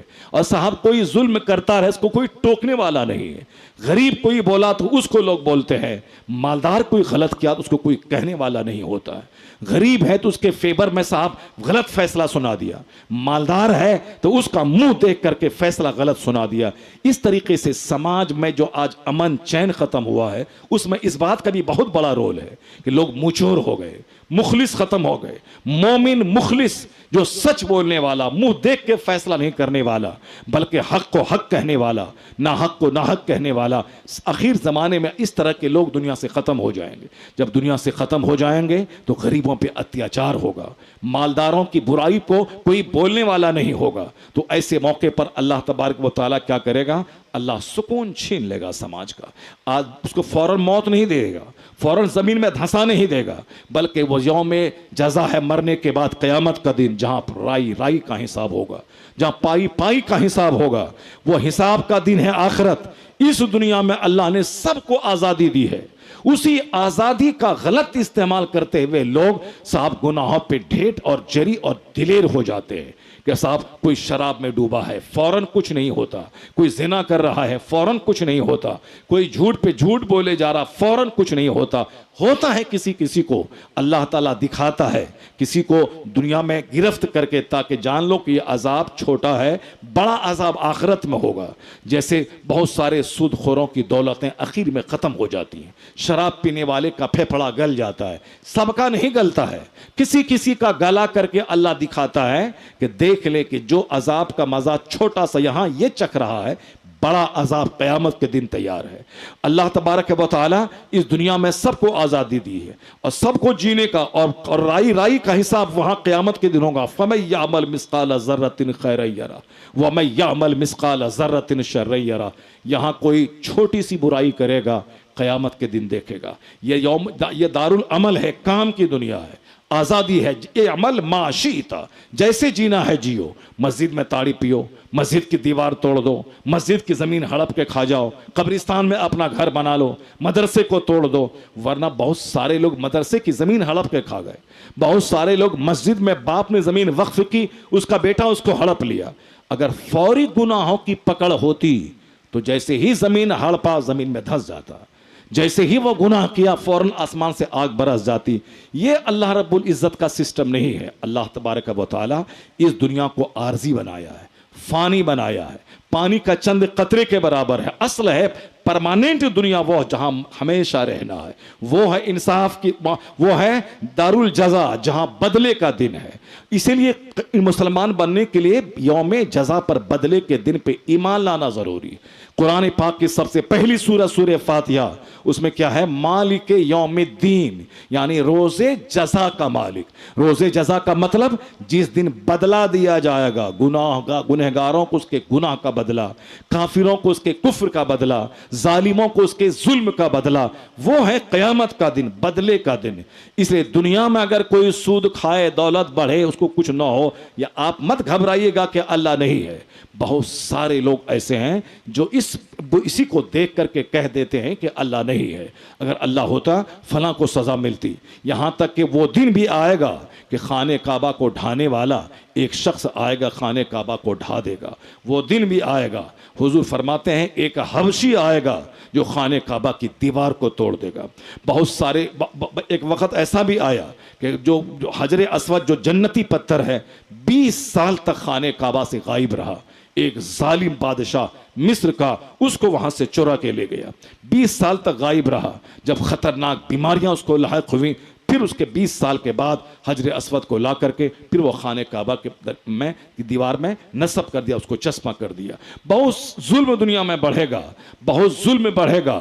اس لیے اس ظلم کو دیکھنے کے بعد کبھی بھی اندر سے اپنا ایمان کمزور نہیں کرنا ہے. جب خانہ کعبہ کو لوگ ڈھا دے گا, اگر کبھی عراق پہ ظلم ہوا, کبھی ایران پہ ظلم ہوا, کبھی مصر پہ ظلم ہوا, کبھی فلسطین اور غزہ پہ ظلم کیا کسی نے, اس کو دیکھ کر یہ نہیں کہنا کہ مصطفیٰ کہاں ہے, یہ نہیں کہنا کہ اللہ کہاں ہے, یہ نہیں کہنا کہ غوث اعظم کہاں ہے. بغداد پہ ظلم ہوا, عراق لوٹ گیا, غوث پاک کی کرامت کہاں ہوئی.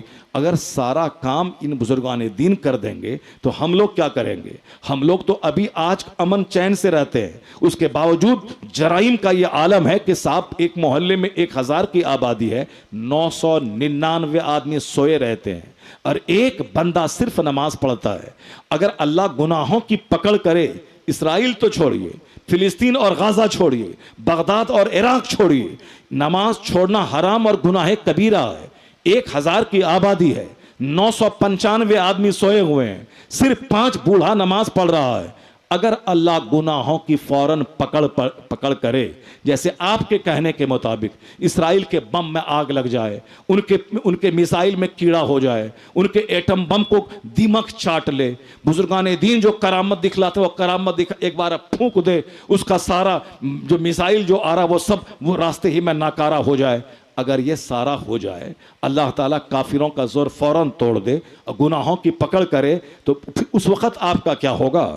جب 995 لوگ سوئے رہیں گے اور 5 بوڑھا نماز پڑھے گا, اس 995 کو زمین میں اللہ دھنسا دے گا, اس 995 کو اللہ تعالیٰ اس کا جینا مشکل کر دے گا. لیکن گناہ کی فوری پکڑ نہیں ہوتی ہے, اسی لیے ہم زندہ ہیں.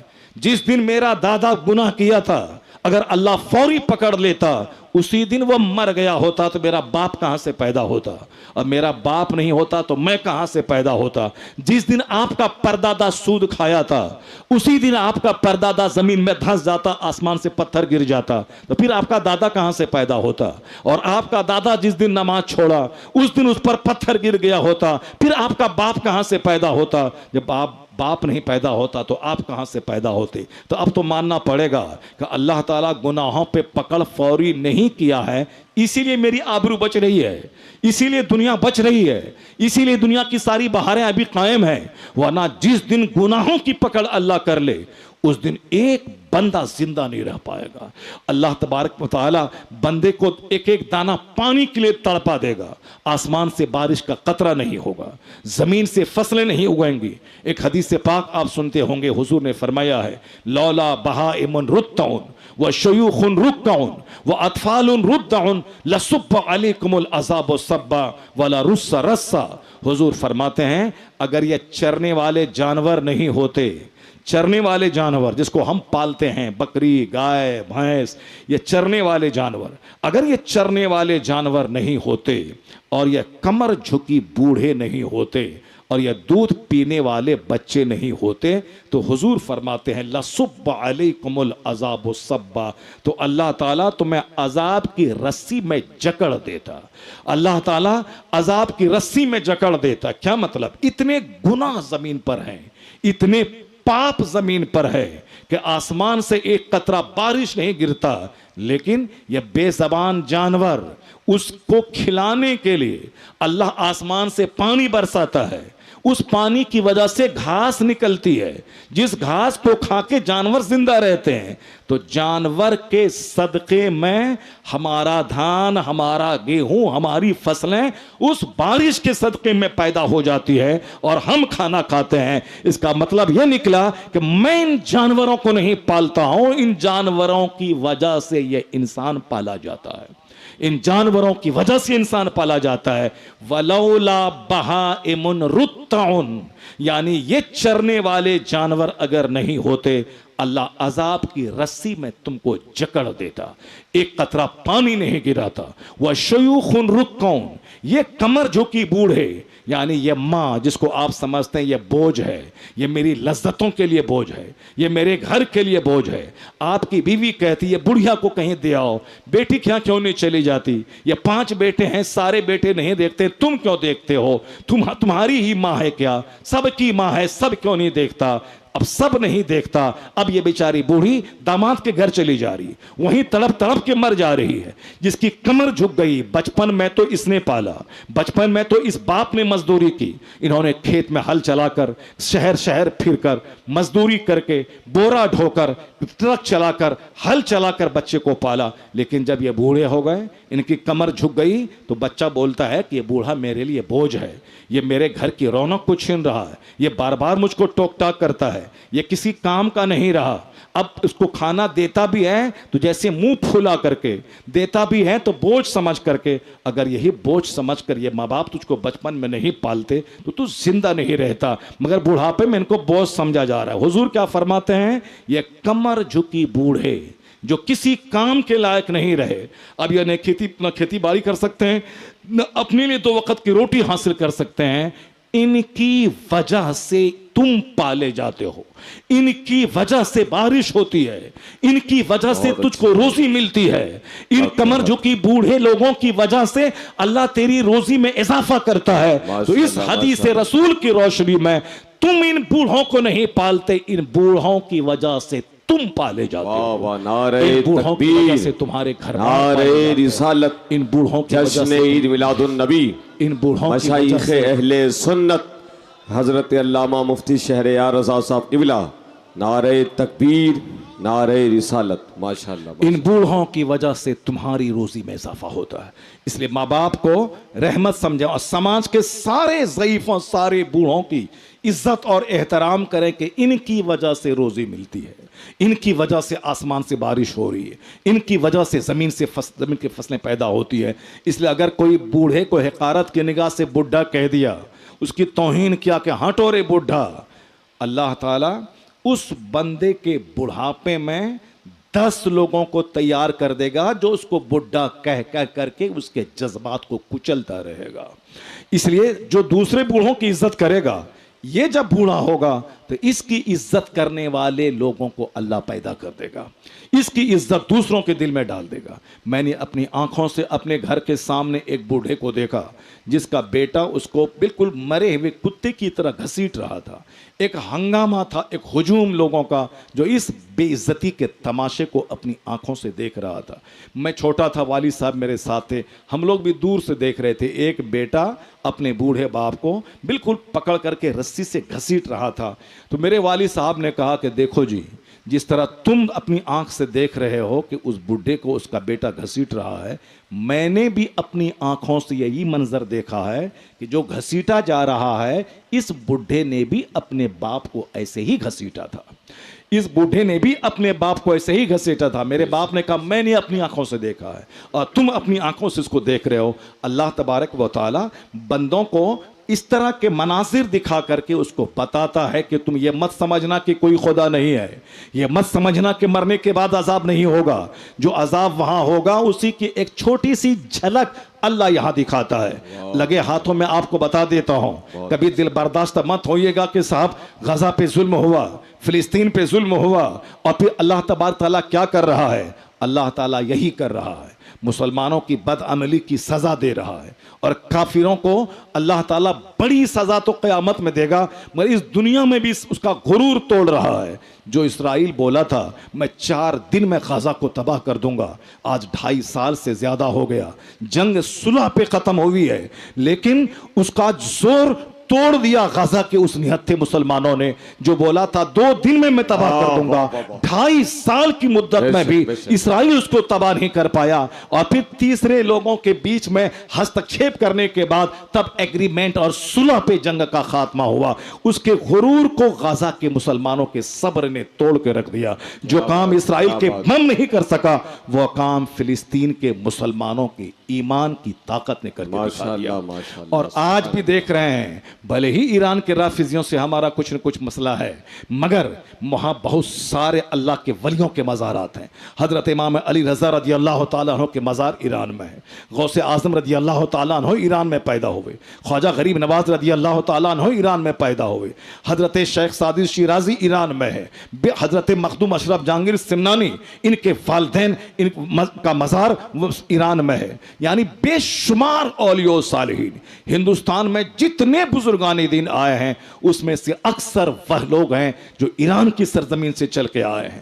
ایران کی زمین بزرگوں کی سرزمین، ایران کی سرزمین غوث اور خواجہ کے خاندان کی سرزمین، ایران کی سرزمین سرکار مخدوم اشرف جہانگیر سمنانی کے آباء و اجداد، یہ ان کی سرزمین، مخدوم اشرف بہاری، مخدوم یحییٰ منیر رضی اللہ تعالیٰ عنہ کہ ان کے مریدوں، ان کے خاندان کے لوگوں کی زمین بھلے ہی فلسطین ہے مگر ایران سے ان کا کنیکشن ہے۔ پہلے فارسی زبان تھی، ایران سے ہی لوگ انڈیا آتے تھے، ان کی فارسی زبان باضابطہ طور پر ہندوستان میں رائج تھی اور وہاں کے مصنفین کی کتابیں لکھی ہوئی آج بھی ہندوستان کی ساری یونیورسٹیز میں چلتی ہیں۔ بھلے ہی وہاں چند قسم کے گھٹیا قسم کا عقیدہ رکھنے والا وہ بھلے ہی اس کا ورچسپ وہاں قائم ہے، مگر وہ زمین ہے مسلمانوں کی، وہ زمین ہے بزرگوں کی، وہ زمین ہے قطب ابدال کی، وہ زمین ہے بزرگان دین اور صالحین کی۔ آنے والا وقت بھی آئے گا جب اس زمین پہ خوش عقیدہ سنی مسلمانوں کی حکومت قائم ہوگی۔ اس لیے اس پر ہونے والے مظالم جو امریکہ اور اسرائیل ڈھا رہا ہے، ہم کبھی بھی اس مظالم کو یہ نہیں کہہ سکتے ہیں کہ وہ ٹھیک کر رہا ہے، ایسا نہیں، وہ مسلمانوں کی زمین پہ بم گرا رہا ہے اور یہ بدعمل مسلمانوں کو بدعملی کی سزا مل رہی ہے۔ ہو سکتا ہے کہ صحابہ کرام کی گستاخی کی سزا مل رہی ہو، صحابہ کرام کی گستاخی کی سزا مل رہی ہو، لیکن دوسری طرف امریکہ کا غرور چکناچور اللہ کر رہا ہے، جس کی ہیبت سے ساری دنیا تھراتی تھی، کوئی اس کے سامنے آنکھ نکال کے دیکھ نہیں سکتا تھا، حق بات بول نہیں سکتا تھا، سب پر فلاں سینکشن لاگو کر دیں گے، تمہارا تیل ہم بند کر دیں گے، تمہارا حقہ پانی بند کر دیں گے، مگر آج ایران نے سب کے غرور کو امریکہ کے غرور کو توڑ دیا ہے۔ آج امریکہ کی ذلت سب کے سامنے ظاہر ہو گئی ہے، اس کے ہتھیار کی کمزوری ظاہر ہو گئی ہے، اور اتنا جان لیں کہ بھلے ہی وقتی طور پر آندھی آتی ہے، لگتا ہے کہ اب سارے درخت اکھڑ جائیں گے، لگتا ہے کہ اب سارا گھر اجڑ جائے گا، لگتا ہے کہ ساری بستی اب ختم ہو جائے گی، مگر یاد رکھیں آندھی ہمیشہ رہتی نہیں ہے، آندھی ختم ہو جاتی ہے، سیلاب آتا ہے، لگتا ہے سارا گاؤں اجڑ جائے گا، لگتا ہے کہ اب ساری آبادی بہہ جائے گی، مگر سیلاب آتا ہے، پھر 2-4-10 دن کے بعد سیلاب چلا جاتا ہے۔ اب شدید بارش ہو رہی ہے، ایسا لگتا ہے کہ ساری آبادی ڈوب جائے گی، مگر ایک ہفتے کی بارش کے بعد بارش ختم ہو جاتی ہے۔ کچھ سال پہلے پٹنہ میں کشتی چلنے لگی تھی، لیکن کچھ دنوں کے بعد پانی سوکھ گیا، اب وہ شہر اسی طرح پہلے کی طرح مسکرانے لگا۔ تو آندھی آتی ہے، چلی جاتی ہے، طوفان آتا ہے، چلا جاتا ہے، پھر موسم نارمل ہو جاتا ہے، سیلاب آتا ہے، چلا جاتا ہے، پھر موسم نارمل ہوتا ہے۔ اور عقل مندی کا تقاضا ہے کہ جب آندھی چلے تو اکڑ کے نہ رہے، اکڑنے والا پیٹ ٹوٹ جاتا ہے، مگر جو درخت جھک جاتا ہے، زمین سے لگ جاتا ہے، جیسے آندھی ختم ہوئی پھر وہ درخت سیدھا ہو جاتا ہے۔ جب ظلم کی آندھی چلے تو آدمی کو صبر سے کام لینا چاہیے، تحمل سے کام لینا چاہیے، دھیرج سے کام لینا چاہیے، تسبیح بڑھا دے، عبادت بڑھا دے، ذکر و اذکار بڑھا دے، صدقات و خیرات بڑھا دے، اس کے منتظر رہے، یہ ظلم کی آندھی تھمے گی، پھر یہ پودا مسکرائے گا، پھر یہ پودا اسٹیبل ہو جائے گا۔ جب یہ آندھی ہمیشہ نہیں رہتی، سیلاب ہمیشہ نہیں رہتا، اس بات کو بھی گرہ باندھ کے رکھ لیں، یہ امریکی ظلم کی آندھی بھی ہمیشہ نہیں رہے گی، یہ اسرائیل کی آندھی کا سیلاب بھی نہیں رہے گا، یہ آج ہے کل ختم ہو جائے گا، پھر ایسا ختم ہوگا کہ کفر مٹے گا، پوری دنیا میں اسلام مسکراتا رہے گا، ہر طرف اسلامی گلشن لہرائے گا، اسلامی پودے لہرائیں گے۔ اور آج سے کئی 100 سال پہلے جب مسلمان بدعمل ہوئے، یہاں تک کہ بغداد میں دولت اور کی ریل پیل ہو گئی، اور دولت کے نشے میں دوبارہ جس سرزمین سے شراب کو مٹایا گیا تھا، لوگ پھر شراب پینے لگے۔ اس لیے دولت کوئی اچھی چیز نہیں ہے جس کے لیے آپ سارے کے سارے بیتاب اور لالائیت اور بے چین ہے کہ مال ملے مال ملے مال ملے۔ اللہ والے مال سے ہمیشہ دور رہتے تھے، کیوں؟ مال آتا ہے اپنے ساتھ 10 20 50 فتنوں کو لے کے آتا ہے۔ مال کا سب سے بڑا فتنہ آتا ہے گھمنڈ کا فتنہ، غرور کا فتنہ، جو آدمی کل تک عالموں سے ملتا تھا لیکن جیسے ہی دولت مند ہوا وہ عالموں سے ملنا جلنا چھوڑ دیتا ہے، اب اس کی دوستی کافروں سے ہو جاتی ہے، اس کی دوستی دنیا داروں، غنڈوں اور لچوں لفنگوں سیاست دانوں سے ہو جاتی ہے، اس کی دوستی تھانے داروں پولیس والوں سے ہو جاتی ہے۔ تو دولت کا سب سے پہلا برا اثر یہ ہوتا ہے کہ بندے کی سوچ بدل جاتی ہے، بندہ مغرور ہو جاتا ہے۔ آج سماج میں محبتیں کیوں نہیں ہیں؟ سب کو دولت کا گھمنڈ ہے، سب کو اپنے مکان کا گھمنڈ ہے، اپنی گاڑی کا گھمنڈ ہے، کوئی کسی کو سلام نہیں کرتا ہے، کوئی کسی کے پاس نہیں بیٹھتا ہے۔ قیامت کی نشانی ہے کہ سلام اڑ جائے گا، قیامت کی نشانی ہے کہ سلام صرف اپنے رشتہ دار اور جان پہچان والوں تک محدود ہو کے رہ جائے گا، جبکہ حضور نے کہا تھا افشوا السلام بینکم، آپس میں سلام کو پھیلا دو، جس کو پہچانو یا نہ پہچانو سب کو سلام کرو۔ آقا فرماتے ہیں لا تدخلون الجنت حتی تؤمنوا ولا تؤمنوا حتی تحابوا اولا ادلکم علی شیء اذا فعلتموه تحاببتم افشوا السلام بینکم۔ آقا فرماتے ہیں بخاری شریف میں بھی مسلم شریف میں بھی یہ حدیث پاک ہے، حضرت ابو ہریرہ اس حدیث پاک کے راوی ہیں، بہت معتبر آتھینٹک حدیث ہے۔ حضور فرماتے ہیں تم جنت میں نہیں جاؤ گے جب تک کہ ایمان نہ لے آؤ، اور مومن نہیں بنو گے جب تک کہ آپس میں مسلمانوں میں آپس میں محبت نہ کرو۔ کیا مطلب؟ مومن بنے رہنے کے لیے آپس میں محبت ضروری ہے۔ یہاں ہر آدمی اپنی آگ اپنے پانی میں جی رہے ہیں، نہیں میرا گھر میرا مکان میری گاڑی، ہم کیوں اس کے گھر میں جائیں، ہم کیوں اس سے بات کریں، وہ میرے پاس کیوں نہیں آئے گا، میں اس کے پاس کیوں جاؤں گا۔ یہ دولت کا گھمنڈ ہے، جہاں دولت ہٹے گی یہ 10 بار اس کو جانا پڑے گا، 50 بار جائے گا तलवा चाटना पड़ेगा, तलवा चाटेगा, रिश्ता मांगने के लिए उसके दरवाजे की मिट्टी उखाड़ देगा। मगर अभी दौलत का नशा है, जो उसको सलाम तक नहीं करना चाहता, उसके घर तक नहीं जाना चाहता, उसकी दावत पे खाना खाने नहीं जा रहा है, ये सिर्फ पैसे का घमंड है। पैसा आज खत्म हुआ, ये उसको 50 बार सलाम दागेगा, ये 50 बार उसके दस्तरखान पे खाना चाहेगा और 50 बार उसका तलवा चाटने जाएगा। ये दौलत का नशा है। हुजूर क्या कहते हैं, जन्नत नहीं जाओगे जब तक कि मोमिन न बनो, और मोमिन नहीं बनोगे तुम 1000 टोपी पहन लो, 1000 ईद के दिन ईदगाह में अगली सफ में जाके बैठ जाओ, 1000 सेवई खाओ और 1000 साहब 1 लाख रुपए का बकरा ज़बह करो, मोमिन नहीं बनोगे जब तक के आपस में एक दूसरे से मोहब्बत न करो। मोमिन बने रहने के लिए अपने पड़ोसी से मोहब्बत जरूरी है। मोमिन बने रहने के लिए अपने अहबाब रिश्तेदार से मोहब्बत जरूरी है। मोमिन बने रहने के लिए मुसलमान समाज में जितने लोग हैं सबसे मोहब्बत जरूरी है। मोहब्बत का मतलब उसके ताल्लुक से कोई खुदूरत दिल में ना रहे, उसके ताल्लुक से कोई नेगेटिव सोच दिल में नहीं रहे, और मोहब्बत के लिए सलाम करता रहे, मुस्कुराता रहे, मुसाफा करता रहे। हुजूर फरमाते हैं तसाफहू, आपस में मुसाफा क्या करो, उससे सीने की कुदूरत दूर होगी। आका फरमाते हैं एक नुस्खा मैं बताता हूं, जिस पर अमल करोगे तो आपस में मोहब्बत पैदा हो जाएगी। अफशुस सलाम बैनकुम, आपस में सलाम को